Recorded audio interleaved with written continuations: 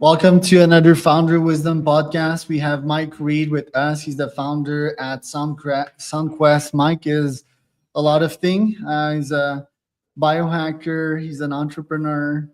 He's done a bunch of things. Passionate about sound as a musician. So it should be a pretty free flowing conversation today on longevity, mental models, philosophy, and everything in between. This podcast is brought to you by podpire.com. That is my podcasting company. If you want to start a pod, monetize it through YouTube AdSense, lead generation, and getting great sponsors as well on your podcast, you can go to podpire.com. We have a free audiobook and a free masterclass for you to get. So, Mike, I'm glad to have you on. Can you tell us a bit more about yourself and SoundQuest? Hey, how are you doing? Thanks for having me on, Charles. So sound healing is something that I got into better part of a decade ago. Before that, I was a musician playing music in bands and I'm doing music for more entertainment purposes. And then I went on my sort of self-healing journey, seeking wellness, seeking, how to change my state and vibrate at a higher pitch in life in general. And through, things like removing alcohol from my life, getting into yoga, breath work, doing like psychedelic plant medicines and working with that in a healing capacity, float tanks, biohacking, optimizing my sleep, like just eating better diet, and supplementation and that sort of thing. I got really into it. And on that journey, I discovered sound and vibrational healing. And that's, what took me down this whole rabbit hole of, figuring out how sound and vibration can work on one's mental and emotional health. And I found it fascinating because there is, musical elements to it. So because I have that musical connection, it fascinated me, right? And so I just went and researched it and figured out how it works, bought a bunch of these instruments and tools, and I started offering these small little one-on-one sessions for people for free in exchange for their feedback. And that was sort of like my research and development phase, which wasn't even aware of what I was building at the time. I didn't have an intention at that moment. When in the very beginnings, I was just out of pure interest. That's what I was pursuing, just like the curiosity of it all. And then I started to realize that sound and vibration, it's the wellness modalities, like anything like massage therapy or acupuncture or physiotherapy, that sort of thing. But it doesn't have to be a one-on-one experience. You don't have to work, you can, but you can also work with like a whole room full of people, or for example, a recent event that I did where I was working with 520 people at the same time. So you can work on many people all at once, and therefore, there's a business opportunity in that to work on a lot of people all at once, so that the time in for dollars out can be quite lucrative, right? And so I started to have these light bulb moments, and I started to find these partnership venues to work with. And I figured out ways to market these events so that they would fill up and sell out all the time. And I created this sort of model of creating like a circuit of events all around the region where I live and beyond, and going on tours with it and that sort of thing. And it's been what I've been doing for a living for the last 6 years, without needing to have a 9-to-5 job or anything like that. And now I have SoundQuest Academy, where I teach sound healers and aspiring sound healers how to turn this into and honor it like a business, so that you can have more impact and help more people, but also build a sustainable lifestyle and career out of the art of sound healing. Love it. First question, what did you have to heal at first? What was your journey? I think I was just kind of like in not a great place in my life. I was working uh, in northern Canada, in a mine, driving these giant haul trucks around in a mine, like moving earth from one place to another. And it was just kind of miserable. I was just doing it for the money, but I was working these like 12-hour shifts, days and nights, and I was also experiencing like this, heartbreak kind of separation from an ex-girlfriend, and like just like I was not in a good place in my life. And then on my days off, I was escaping through using alcohol and just like seeking fleeting pleasure, but not actually dealing with my shit, you know. And all of that sort of brought me to my knees, and that's where I got the gift of desperation, right? Where I was like, I need to figure my shit out. Otherwise, this is going to take me under. Like, I can't keep falling on my face in life through work and relationships and all these things that I wasn't really doing well at. And so that's what got me onto the path of like, okay, I got to figure this out. I got to like figure out how to be a person, really, essentially. Like, how do I become a better person, better version of myself? And I think that just that intention alone opened up this whole new portal of reality for me, which has been a pretty incredible journey. And has music always been an important part in your life? Yeah, it's always been an undercurrent. It's always been a common theme that's been there since a young age, since I was a little kid, like around 6 years old, 7 years old. I started learning piano. And then by the time I was 11, 12 years old, I switched to playing guitar, and I had my first band where, we like performed in front of the school. And then in high school, I was in bands as a drummer. I switched to playing the drum set, and yeah. And then I did the things that people told me I should be doing. Like, I went to university and got a university degree because that's what they said I should do. And at that age, I didn't know any better. I'm like, okay, I guess that's what you do. You go to university and get a degree. But I wasn't really interested in anything to do with what I was studying. And so after I got my university degree, I went to California and went to music school because I was like, I just want to do music. And so I went to music school, and then I started gigging in bands and started playing music and performing live in a variety of different musical acts. And yeah, so music has always been a common thread in my life since as far back as I can remember.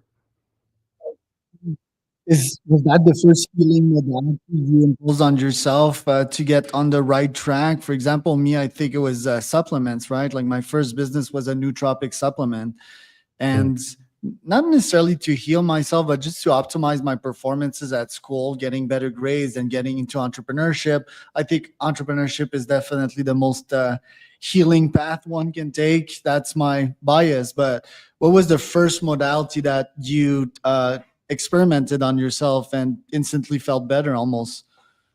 I would have to say the standout thing that really got me aware that, holistic wellness can change my inner state. And, it can actually, like rewire neural circuitry and change like my default settings. Right. And so I think it was yoga. Yoga was the first thing that I discovered that like after a yoga class, I'm like, wow, I feel great. Like I feel like way less jammed in myself. I feel way more clear and balanced. And there's more space between me and external stimuli so that I'm not so reactive, and I'm more like creative in my day-to-day life, right? So I felt like yoga really opened my mind to wanting to explore more about things like breath work, you know, meditation, and moving the body to achieve a new state, to change your Then at what physiology to. at what point did you knew that you had to something that could be valuable to others? Because I tried suggesting supplements and brain hacks to my friends, my close ones at first, but it was always like the cold shoulder sort of, and I never really thought about making it a business. So at what moment did you know that this was pivotal for you and for others? Yeah, I saw there's a demand for, you know, the the need to regulate the nervous system, right?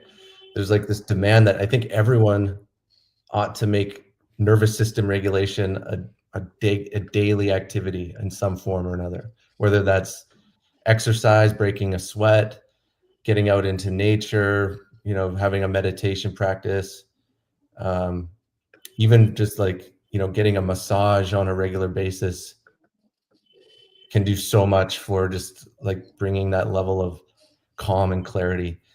So I realized that I had something because I'd been on the receiving end of it, and I'm like, this is amazing, right? Sound healing is incredible. All you have to do is lie down, and there's vibrations and frequencies entrain your brain waves and slow them down and bring you into like this altered state, like an involuntary state of meditation. And it completely restores the body. The body returns to homeostasis, and you get this complete nervous system regulation from just lying there and receiving.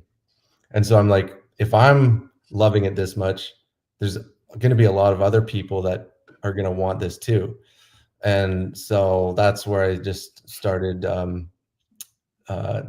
just dialing in my instruments and playing techniques and offering it for free to friends and family and acquaintances until I felt like I was ready to offer this like out into the public where, I could sell it for, like I could sell tickets to an event. Right. And yeah, so it started real small with just like sort of a seed of an idea. And then as I started walking on the way started to appear. If that makes sense. Yes. What is the science behind sound healing? Because it seems that our brain are very much attuned to music rhythms. Is it the heartbeat? Is it the respiration? Is it that we love predictability in our human brain? Or is there also like a real vibration aspect to it in which deep in ourselves we can feel the vibration and there's something healthy about that? Yeah, well, they say music is the universal language, right? We all understand it. It's like a language that words and vocabulary can't quite express. It's like an audible version of emoting. It's emotions in sound, really. And that's the musical side of it. But on the scientific level, with sound healing, the human hearing range is typically 20 hertz to 20,000 hertz. Hertz is cycles per second, so how many wavelengths per second.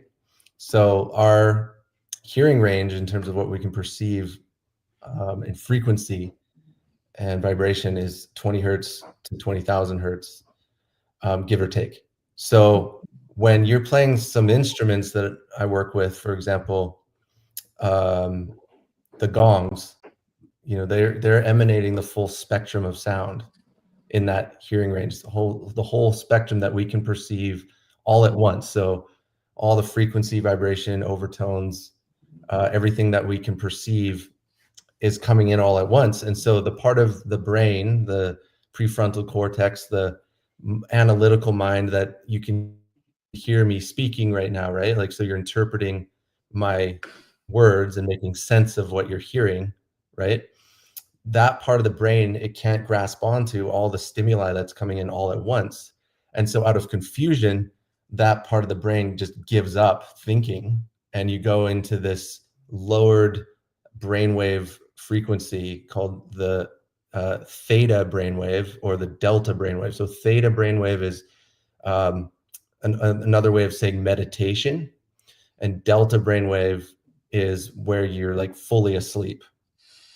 So you're kind of oscillating in this like non-sleep deep rest altered state of consciousness. And from there, the nervous system goes from the sympathetic nervous system, which is the alert, problem-solving, task-orientated, waking consciousness side of the nervous system, to the parasympathetic nervous system, which is that deep rest, that that rest and digest state, where you are in this altered state where the body's systems will go through a recalibration, self-healing, homeostasis. And most people come out of this experience with instruments like the gongs and the crystal singing bowls and the chimes and everything else, the ocean drums, with this feeling of restoration and restorative peacefulness within themselves. Yeah, I can believe that. I'm listening to your tracks as we speak, and it's relaxing me, right? And when we're always on as entrepreneurs specifically, I think that can be really helpful. And sometimes if we stop thinking, then other stuff can resurface and we can potentially heal these things. Yeah. Curious about the logistics and the business aspect of it. Are these things expensive? Because I see some crystal harps that you're affiliated with seem quite expensive. Then carrying that full equipment to the actual place, then booking. It's an eventual business, which it's super complicated. So tell us about the logistics and profits aspect of that business. Yeah, the sound healing business, the way I teach, the good thing about it is, yeah, some of these instruments can be expensive. But you only have to invest in them once, right? So you really buy them once. It's a tax deductible expense, and you get to write that off against your income. And then these instruments and tools can be with you for many, many years to come if you take care of them correctly, right? And you carry them and travel with them in protective casings and that sort of thing. So the investment in the instruments, I would say, just don't be too afraid to swipe the credit card or whatever you have to do to get them. And then on top of that, the way that I teach in my academy is to partner with other people's business. So I would advise against, starting anything like a brick and mortar style business, like a physical location where you offer these experiences. What I would recommend is partnering with places like yoga studios, because there's a synergy there. Yoga studios have the physical space for a lot of people to come and lie down and receive. They provide yoga mats and bolsters and comforts for you, for the attendees of the experiences. And then you don't have to have this ongoing monthly overhead cost, right? Because you're just doing, what I like to do is a revenue split of like 25% to the venue that I partner with. And so that they have a bit of incentive to help market the event for you. So that now you're leveraging a business's community for their marketing. So they probably already come with a following, a community. They can send out a newsletter, post it on their social media, put posters up around their venue. And so you're leveraging their marketing to fill the rooms and sell out these events. The other thing I do is I don't just work at one location. I work at many different locations, and I usually space each event out once a month at each location. And they're kind of spread out throughout the region where I live, right? So it creates a sense of scarcity between each event, and it gives time, usually around 4 weeks, I like to do between each event for the event to sell out and fill up, right? And so when, like I said earlier, when I do an event, on average, I have about 25 people come to these events at the same time. And so I charge $60 per person. And so if you do the math, on average, I'm making about $1,500 in revenue in about 90 minutes. So I copy and paste this model all over the region where I live. And now I'm, making, 5 figures per month by running these sound bath events. And then, I have other income streams as well. I get booked for private bookings for a flat rate, corporate wellness events, wellness retreats. I also do some affiliate marketing with products that I like, and I do some live streaming and that sort of thing. So that's my business model in a nutshell. And what's your relationship with wealth and capitalism? Because I feel a lot of spiritual people are like hipsters, and they almost have a disdain with money. You don't. So what's wrong with you? I love seeing money coming in, and I love investing. I'm fascinated with building wealth and all that side of thing as well. Yeah, absolutely. I have no problem honoring this as a business and as an ongoing income machine. Right. Since we don't have much time here, other biohacks and that you're using, and what does your day-to-day look like? Yeah, my day-to-day, I guess start to finish on a typical day is I'll wake up and I have a copper water bottle that I leave water in overnight. It's about 1 liter of water and copper. It's good for the microbiome. I mix that in with some athletic greens and some creatine. And then I usually go outside and bounce on my rebounder. Tony Robbins style? What's that? Tony Robbins style? Yeah. I've been to Tony Robbins. I've been to his like Unleash the Power Within and Date with Destiny. I did the whole like Tony Robbins Mastery University thing. That was cool. So yeah, I learned a lot because there's a whole days dedicated to just learning about health, because our health is like the foundation of it's everything. It's like if you don't have your health and your energy, like how are you going to be productive like you want to be, right? If you're not in a good place inside yourself with energy and clarity, then I don't think you're going to be very productive, right? So yeah, and then trying to start my day with a good protein breakfast. And I'm into yoga, or I go to jujitsu. I'm climbing the ranks in jujitsu now, and I find that to be sort of like an active meditation. And it's always good to sweat, and good camaraderie in there. It's social as well.